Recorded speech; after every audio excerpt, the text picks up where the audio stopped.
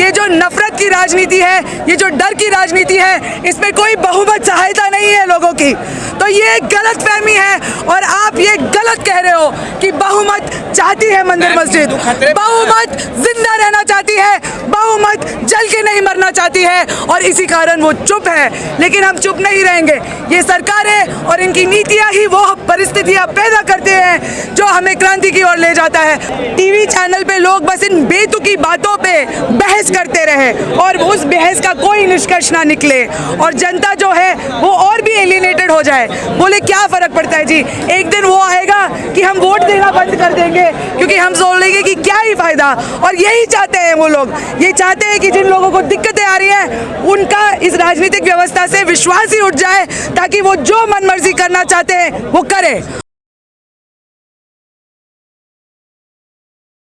क्या पता शायद अगले साल दे दे, उम्मीद तो रख सकते हैं। अगर हमें उम्मीद पे ही बैठना होता तो फिर हम मर जाते। ये लोग बेरोजगारी नहीं हटाएंगे, ये लोग बेरोजगारों को हटाएंगे, ये लोग गरीबी नहीं हटाएंगे, ये लोग गरीबों को हटाएंगे। जो इन्होंने देखा किया ना दिल्ली में, कौन से वर्किंग क्लास एरिया में बुलडोजर नहीं चलाया है इनने, बताओ मुझे। जमीन बेच के जो उन लोगों की जो वहाँ पे 30-30 साल रह रहे हैं, ये लोग अपना पैसा बनाते हैं। और जब हम न्यूनतम वेतन मानते हैं 26,000 महंगाई के अनुपात में, तो ये हमको देशद्रोही बोलते हैं, विद्रोही बोलते हैं। सरकार का दावा है कि ऑलरेडी हमने 2 करोड़ रोजगार दे चुके हैं और 70,000 देने की बात कर रहे हैं। आपका क्या कहना है? 75,000 का गिफ्ट। आप लोग क्या मोदी सर के टीम से हो? नहीं मैडम, मेरा सवाल है, आप जवाब दीजिए। नहीं, आप कौन से न्यूज़ चैनल से हो? सरकार ने खुद पार्लियामेंट सेशन में बोला है, हमने हर राज्य में RTI करके ये आंकड़े निकाले हैं कि राज्य स्तर पे कितने पद खाली है। खाली की बात कर रही हूँ, जो काम इन्होंने खत्म किया है। जैसे अभी देखिए रेलवेज में 90,000 नौकरियां हैं, सिर्फ लाखों की तादाद में हुआ करते थे, ठीक है। तो अभी जो वैकेंसीज है उसको अगर देखो तो पूरे देश में राज्य और केंद्र सरकार को मिला के राज्यों में 30 करोड़ और केंद्र में 30 करोड़ खाली सीटें हैं। इसका मतलब ये नहीं है कि ये सीटें काफ़ी है। जो रोज़गार इन्होंने ख़त्म किया है उसको काट फूट के 60 लाख पद खाली है। 22 करोड़ ने अप्लाई किया पिछले 8 सालों में सिर्फ केंद्र सरकार में और सिर्फ 7 लाख लोगों को नौकरी मिली है। मतलब जब 1000 लोगों ने, युवाओं ने पिछले 8 साल में केंद्र सरकार में नौकरी के लिए अप्लाई किया, 3 लोगों को रोजगार मिला है। 1000 लोगों ने अप्लाई किया, उन्होंने तो फॉर्म में ही ज्यादा पैसे बना लिए होंगे जितना उन्होंने रोजगार उत्पन्न किया है। समझ रहे हो ना? अच्छा, दिल्ली में रहते हैं ये लोग, तो क्या केजरीवाल सरकार से भी डिमांड है या सिर्फ केंद्र? हमने 15 सितंबर को यही कैंपेन के तहत हमारे राज्य सरकार से भी मांगे की थी। देखिए, श्रम जो है कंकरेंट लिस्ट पे है, बेरोजगारी भत्ता हमारी दिल्ली सरकार भी बना सकती है। केजरीवाल जी गुजरात, उत्तराखंड गए थे, गुजरात जा रहे हैं, गोवा गए थे, वहाँ के युवाओं को 5-5 हज़ार रुपये बेरोजगारी भत्ता देंगे बोला था उन्होंने। यहाँ के युवाओं का क्या? हमने तो आपको वोट दिया है। हम में से कई लोग हैं जो कुछ साल पहले उनके कैंपेन में जाते थे। यहाँ पे इतने सारे ऑटो वाले भाई हैं, कंस्ट्रक्शन मजदूर हैं जिन्होंने उनकी रैलियों में उनके लिए काम किया है। इन्हीं के बच्चों ने उनके पर्चे बांटे हैं और इनको ये कहते हैं कि जी भाजपा हमें दिल्ली में काम करने नहीं दे रही। आप आंदोलन के तहत सरकार बने थे आम आदमी पार्टी वाले, तो अब जब आपको अपने ही राज्य में काम करने नहीं दिया जा रहा है, क्यों नहीं आ रहे आप सड़कों पे? हम जुड़ेंगे आपके साथ। लेकिन जब इनको सीट मिल जाती है, जब इनको सत्ता मिल जाती है, तब इनको जनता के मुद्दे नहीं दिखते, तब इनको सिर्फ एक्सक्यूजेस बनाने आते हैं। आप प्रयत्न कीजिए, आप प्रयास कीजिए, परमात्मा आपके साथ है। परमात्मा के साथ जाना होता तो हम वोट क्यों देते हैं? अपने अधिकारों के लिए तो वोट दे रहे हैं, अपने मुद्दों के लिए तो वोट दे रहे हैं हम। आप देखिए, चाहे भाजपा हो, चाहे केजरीवाल की आम आदमी पार्टी सरकार हो, ये अतर्क में और अवैज्ञानिक सोच में एक दूसरे से लड़ने में कंपटीशन कर रहे हैं, ठीक है। सबको पता है कि इससे कुछ नहीं होगा, सबको पता है, लेकिन क्योंकि ये मुद्दों से भटकाना चाहते हैं, क्योंकि ये चाहते हैं कि 8 घंटे टीवी चैनल पे लोग बस इन बेतुकी बातों पे बहस करते रहे और उस बहस का कोई निष्कर्ष ना निकले और जनता जो है वो और भी एलिनेटेड हो जाए। बोले क्या फर्क पड़ता है जी, एक दिन वो आएगा कि हम वोट देना बंद कर देंगे क्योंकि हम सोच लेंगे कि क्या ही फायदा। और यही चाहते हैं वो लोग, ये चाहते हैं कि जिन लोगों को दिक्कतें आ रही हैं उनका इस राजनीतिक व्यवस्था से विश्वास ही उठ जाए ताकि वो जो मनमर्जी करना चाहते हैं वो करे। और यही भारत की जनवादी नौजवान सभा खड़ी है और कह रही है सबके लिए शिक्षा, सबके लिए रोजगार। 1980 से आज हमारा स्थापना दिवस है। 1980 में हमने लुधियाने में अपना पहला कॉन्फ्रेंस किया था और सबके लिए शिक्षा और सबके लिए रोजगार का नारा लेके हम स्थानीय मुद्दों पे काम करते हैं और राष्ट्रीय मुद्दों पे काम करते हैं। मुद्दों से तो बात नहीं करती, वो तो नए नए मुद्दे ले आती वो मदरसे की सर्वे अभी दिखा रहे हैं। आप तो मीडिया से ही हो ना। देखिए साथियों, हमारे मीडिया में आप नहीं होती। आप अलग नहीं हो, आप समाज के हिस्सा हो। ये सारे साथी जो है हम सब एक हैं, ठीक है। हम में शायद कोई शिक्षा का या हम कहाँ पे पैदा हुए हैं इसका अंतर होगा। हम सब गधा मजदूरी करते हैं, हम वेतन गुलामी करते हैं, हम सबके दिन रोजगार में दिक्कतें आ रही हैं। आपके यहाँ ठेकाकरण हो रहा है, इनके यहाँ काम नहीं मिल रहा है, ठीक है। मैं खुद आईटी इंडस्ट्री में काम करती हूँ और हमारे यहाँ अभी सब फ्रीलांस में होता है। क्यों? क्योंकि ये हमारे हक से हमें वंचित रखना चाहते हैं। जिस हक की लड़ाई मजदूरों ने 100-200 साल संघर्ष करके खून बहा के एक संडे 200 साल के संघर्ष के बाद पूरे दुनिया में मिला और आज यहाँ पे कौन एक संडे बिताता है? आपको मिलता है संडे? नहीं। आपको मिलता है संडे? नहीं। आपको मिलता है संडे? किसी को यहाँ पे एक दिन की छुट्टी भी नहीं मिलती है। क्या है ये आधुनिक दौर? क्या ये विकास है कि हमें एक दिन आराम का भी नाम लेकिन क्या नसीब हो? जनता इन मुद्दों पे वोट देती है क्या? क्यों? आज तक जनता ने ये मुद्दे मांगे, आप बेरोजगारी पे, देखो, महंगाई पे वोट दिया कभी? जनता है ना, कोई अलग इंसान नहीं है। जनता आप है, हाँ। जनता ये है, जनता ये है, जनता ये है। Majority वो है, लोगों की बात कर रहा जनता हूं मैं। मैं हूँ, बात मेजोरिटी की नहीं है। हाँ। हमारे देश में है ना, हम सोचते हैं कि मेजोरिटी है ना कोई एक चीज है जो तमाम जो भाजपा आरएसएस। आप आज जमीन पे उतर के देखिए, किसी से भी पूछिए मंदिर मस्जिद चाहिए कि स्कूल अस्पताल चाहिए, वो क्या बोलेंगे?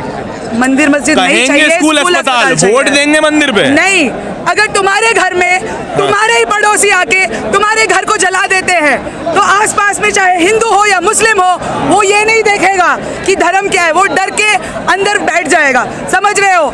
ये जो नफरत की राजनीति है, ये जो डर की राजनीति है, इसमें कोई बहुमत सहायता नहीं है लोगों की।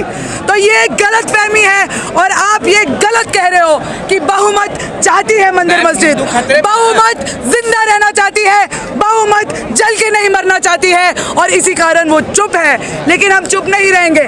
ये सरकारें और इनकी नीतियां ही वो परिस्थितियां पैदा करते हैं जो हमें क्रांति की ओर ले जाता है और वो ही आज हो रहा है साथियों। हिंदू खतरे में है ना? हिंदू नहीं, भारत खतरे में है। भुखमरी से खतरे में है, बेरोजगारी से खतरे में है, गरीबी में से खतरे में है। किसी के एजेंडे में आज तक किसी ने कहा है हम गरीबी हटाएंगे? नहीं। ये तो झांकी है, वो मंदिर बाकी है और हम ऐसे ताली बजाते रहते हैं, ठीक है। मैं आज सबको बोल रही हूँ, आपको भी बोल रही हूँ मीडिया वालों, ठीक है। हमें है ना अलग करने वाली चीज़ें, बांटने वाली चीज़ें हज़ारों है, लेकिन हम सबको जोड़ने वाली चीज़ एक है कि हम सब मेहनत की कमाई से खाते हैं और हमें या तो मेहनत की पूरी लागत नहीं देते हैं, हमें सामाजिक सुरक्षा नहीं देते हैं। आपका मुद्दा, मेरा मुद्दा, इनका मुद्दा कुछ अलग नहीं है। हम सबको चाहिए कि हमें अपने मेहनत के मुताबिक जीवन यापन के लिए महंगाई के अनुसार सामाजिक वेतन मिले, सामाजिक सुरक्षा मिले और यही लड़ाई सबसे बड़ी लड़ाई है। कोई लड़ाई महत्व नहीं रखती है। आपको लगता है कि सरकार सुनेगी आपकी बातें? वो नहीं सुनेगी, हम उनको सुनने में मजबूर करेंगे, ठीक है। मैं आपको बताती हूँ, यहाँ से हम मालवीय नगर से आए थे, कॉर्नर मार्केट से हौजरानी होते हुए जंतर मंतर आए। हमें 2 बार पुलिस ने रोका है, 2 बार। एक ऐसे प्रदर्शन के लिए जहाँ पे हम मार्च भी नहीं कर रहे हैं, एक ऐसे प्रदर्शन के लिए जिसके लिए हमें परमिशन मिला हुआ है। और सिर्फ पुलिस नहीं आई, इंटेलिजेंस ब्यूरो के भी एक साथी आए, मेरी डिटेल्स लेके गए।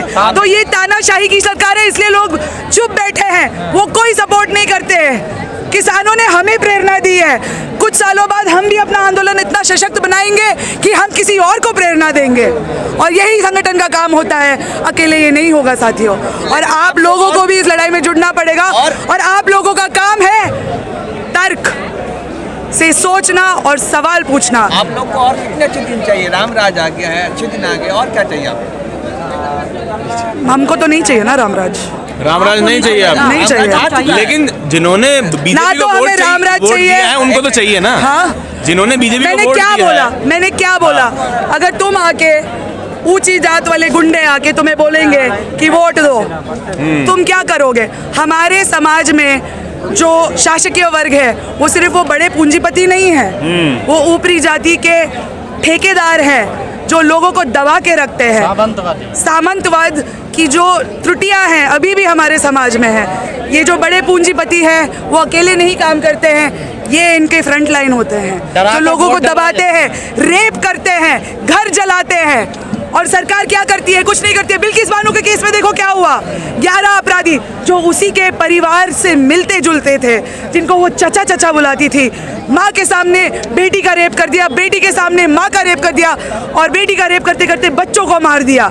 ऐसे दहशती दरिंदे इस पार्टी के चुनिंदा सपोर्टर है, कार्यकर्ता है, और उनको ब्राह्मण होने के नाते छूट दी गई। गृह मंत्रालय की सरकारी है तरफ से ना? छूट दी गई मैडम। तो तुमको क्या लगता है ये जनता देखती है और वो इसको सपोर्ट करती है? नहीं, हमारा टाइम आएगा, और जब हमारा टाइम आएगा ना, हम कोई एक्सक्यूज नहीं अगर बनाएंगे। अन्याय होता तो स्मृति ईरानी सबसे पहले सड़क पर आती। कुछ गलती नहीं हुआ वहाँ पे? बिल्किस बानो के रेपिस्ट को छोड़ा गया है, ऐसा कुछ थोड़ी हुआ। देखिए, आप है ना ये जो बेटिंग वाले क्वेश्चंस पूछते हैं ना, इससे हम एक डिसेंट कॉन्वर्सेशन नहीं कर सकते। लेकिन मैडम ये जो नहीं, आप रेटोरिकली बोल रहे हैं, आप सार्काज्म का इस्तेमाल कर रहे हैं। ये जो लड़ाई है, इतनी महत्वपूर्ण लड़ाई है, इसमें आप है ना सार्काज्म को मत लाइए सर। लेकिन मैडम, ये है ना इतना इम्पोर्टेंट मुद्दा है, इतना संगीन मुद्दा है, ठीक है? ये है ना जो टोन है ना, ये बदलना पड़ेगा।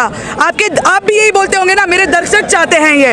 आपका दर्शक ये नहीं चाहता, आपका दर्शक प्रॉब्लम जानता है, वो सॉल्यूशन चाहता है। और सॉल्यूशन क्या है? आपने पूछा हमारी मांगे क्या है? नहीं, स्मृति ईरानी ने तो कुछ कहा नहीं, ये तो कोई गलत केस नहीं है। ये कैसे सवाल है? बात करते हैं कि हमारी मांगे सुनो। जी बिल्कुल, आप अपना मांगे बताइए, अपनी मांगे बताइए। पहली मांग, अगर बेरोजगारी से निपटना है तो 3 महत्वपूर्ण चीजें हमारे केंद्र सरकार को तुरंत करनी पड़ेगी। पहला, शहरी रोजगार गारंटी कानून। शहरी स्तर पे मनरेगा के तरह जो गांव में 100 दिन का काम देते हैं, हम शहर में 200 दिन के काम का आश्वासन चाहते हैं सरकार से। स्कूलें चाहिए, सड़कें बननी है, नहरें बननी है, नालियाँ बननी है, सफाई होना है, स्वास्थ्य सेवाएं नहीं है। ये सब ज़रूरतें हैं जनता की, और यहाँ पे सब रोज़गार उत्पन्न हो सकता है, लेकिन ये नहीं कर रहे हैं। दूसरा, कानून बनाने में समय लगता है, इसलिए हम चाहते हैं कि बेरोज़गारी भत्ता दिया जाए उन लोगों को जो साल में 4 महीने काम करते हैं, 5 महीने काम करते हैं। वो 90% जनता है हमारे देश में जो बिना कॉन्ट्रैक्ट के ठेके पे काम करती है, सीजनल काम करती है। सरकार इसको रोज़गार मानती है। आपने 60 दिन काम कर लिया, तो मानो अनएम्प्लॉयमेंट अभी हम बोल रहे हैं कि 22% है, लेकिन 90% अगर 5-6 महीने काम कर रही है, सीजनल काम कर रहे हैं, अनएम्प्लॉयमेंट रेट इज 22%। नो ना। मेरा नाम रिक्ता कृष्ण स्वामी है, मैं भारत की जनवादी नौजवान सभा दिल्ली से हूँ, मालवीय नगर हौजरानी की यूनिट की अध्यक्ष हूँ। क्या डिमांड लेकर आज लोग आप आए? देखिए, आज जंतर मंतर में हजारों की तादाद में युवा देश के हर कोने, कश्मीर से कन्याकुमारी तक, पश्चिम बंगाल से महाराष्ट्र तक आज यहाँ पे आए हैं। कहाँ है मेरा रोजगार? मोदी सरकार जवाब दो के प्रश्न के साथ, और हमारा इसके साथ नारा है, हर हाथ को रोजगार दो। देखिए, बेरोजगारी का जो आलम है कोविड से पहले भी बहुत ही खराब था, ठीक है, और कोविड के चलते चलते ये और खराब हो गया है। मोदी जी जब 2019 में आए थे, हर साल 2 करोड़ रोजगार देंगे बोल के आए थे।